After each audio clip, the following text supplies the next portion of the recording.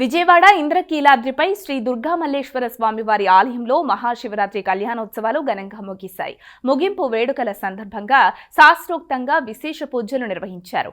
మండప పూజ, మూలమంత్ర హవనం, తర్వాత హారతి, మంత్రపుష్పం సమర్పించారు. అనంతరం వేద పండితుల పర్యవేక్షణలో సదస్యం నిర్వహించారు. పూజల్లో దేవస్థాన చైర్మన్ రాధాకృష్ణ, కార్యనిర్వహణ అధికారి సీనా నాయక్ సతీ సమేతంగా పాల్గొన్నారు.